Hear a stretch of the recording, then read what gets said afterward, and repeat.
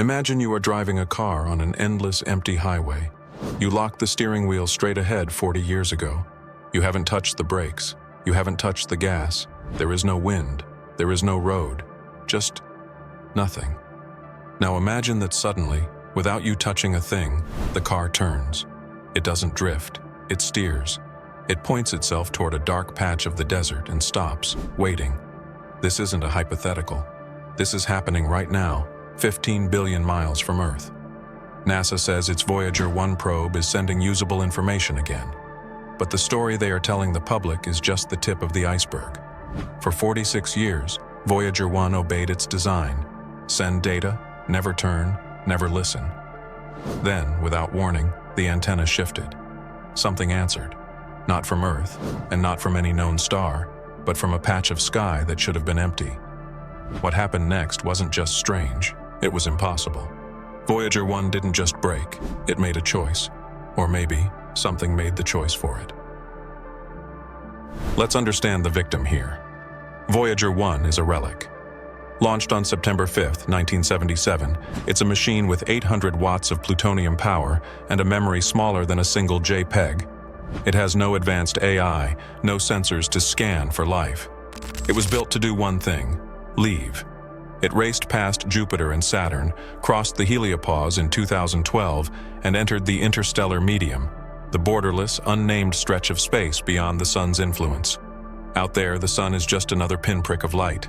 There is no solar wind to push it, no gravitational fields to guide it. By all laws of physics, nothing should happen there. For over 40 years, it drifted in silence. It was the farthest object humans have ever touched, floating in the cosmic equivalent of a sensory deprivation tank. But on November 6, 2023, that silence didn't just break. It shattered. It started with a transmission that looked off. The data came back distorted, like a static-filled stream that didn't follow any known pattern. NASA engineers initially chalked it up to the usual suspects: cosmic radiation or degraded wiring.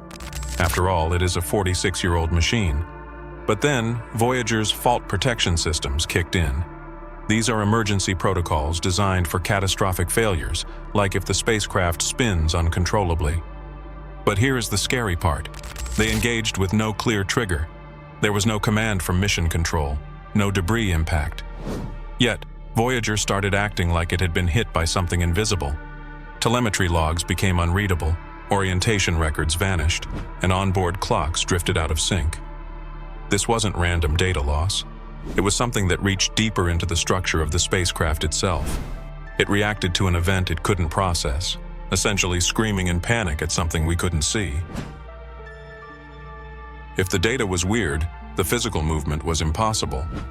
Not long after the emergency systems fired, Voyager 1 did something it should never be able to do on its own. It turned. The spacecraft's high-gain antenna, which is biologically programmed to stay locked on Earth to phone home, shifted position. But it didn't realign with us. Instead, it aimed toward a patch of sky with nothing visible. Here is where the physics gets broken. The shift didn't involve the spacecraft's thrusters. There was no propulsion recorded, no jets firing. It was as if the orientation simply changed on its own. NASA ran every scenario: hacks, software bugs, solar pressure. But everything was ruled out. The onboard gyroscopes recorded a torque event, a physical rotation. A machine drifting through the most silent, empty region of space known to humanity was pushed. It felt like a subtle, intentional adjustment. Like something out there understood Voyager's design and wanted to steer it. And where did it point? To a null zone, a theoretical pocket where gravitational forces cancel out. A place Voyager shouldn't even know exists. Once Voyager locked onto this null zone, it stopped acting like a confused robot and started acting like a receiver. The antenna stayed locked, and then the plasma wave subsystem picked up something new. It wasn't the chaotic static of deep space. It was a tone, a soft, steady hum holding at 3,000 hertz. Researchers called it the plasma melody because it pulsed with a consistent rhythm. Acoustic engineers analyzed the waveform and found mirrored structures and evenly spaced pauses.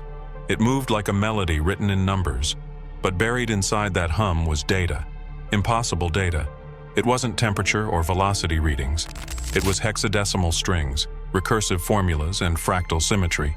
Some numbers matched astronomical constants, but with a precision Voyager's 1970s instruments couldn't possibly measure.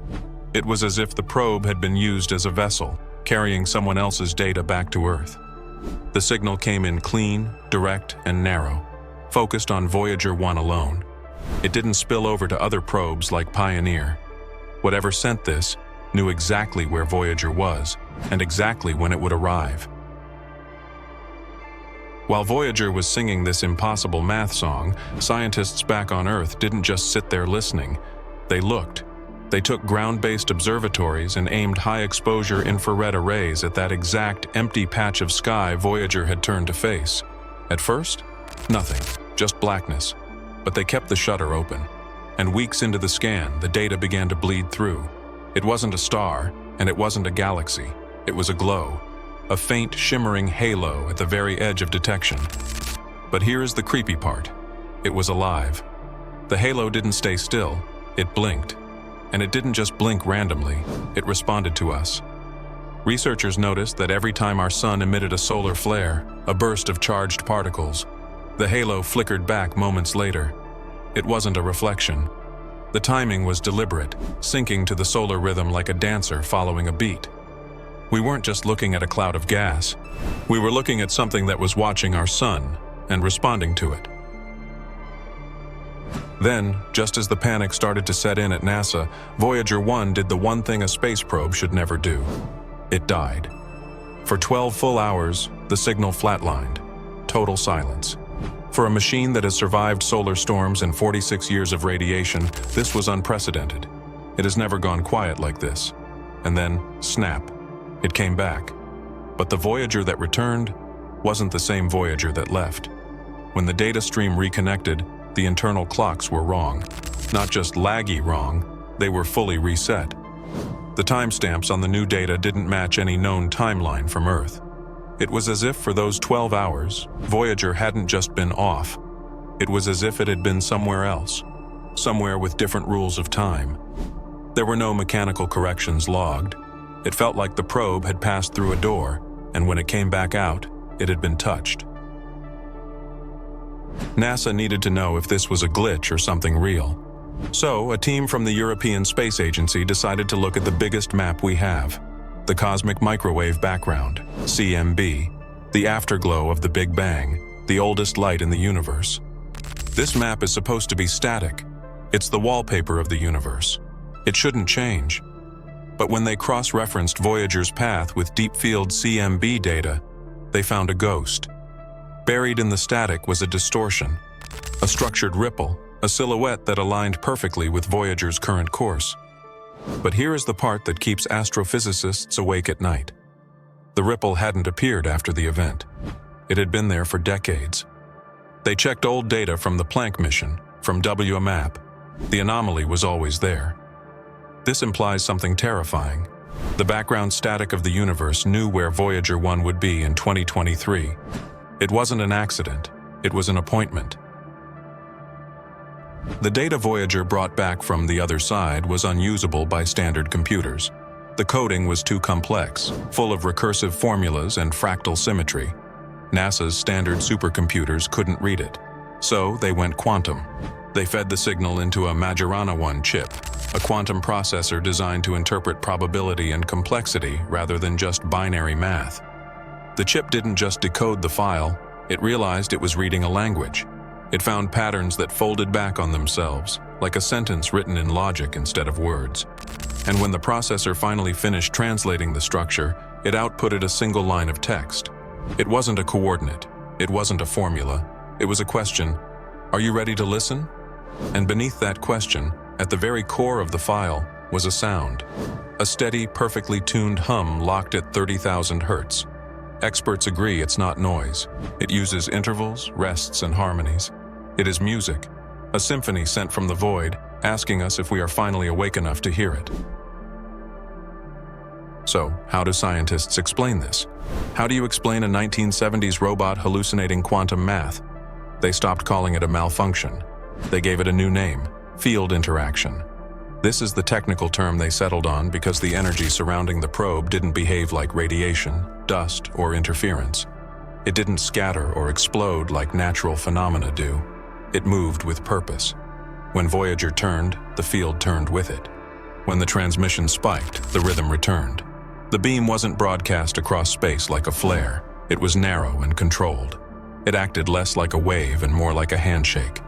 Whatever touched Voyager in that black stretch of space had broken the rules of physics as we know them. For a long time, the working theory was that Voyager had intercepted a message, a stray signal crossing the galaxy. But that theory fell apart. As the data unraveled, the sequence started to feel less like a message sent to Voyager and more like a reaction triggered by Voyager. Every anomaly, the tone, the rotation, the code, lined up with a specific location. It didn't feel like a call for attention, it felt like an answer. Think about that.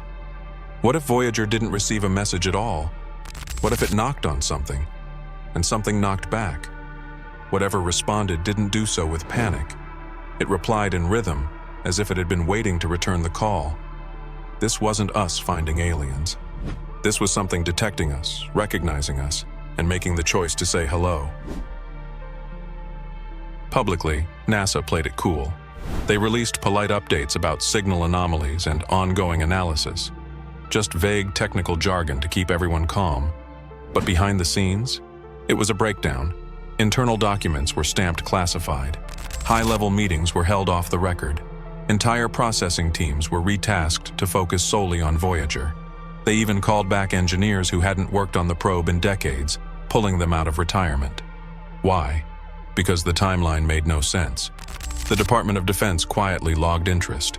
They realized that a 1970s spacecraft had spontaneously changed direction, picked up a patterned signal it wasn't equipped to receive, and returned from a total blackout with code formats it was never designed to understand.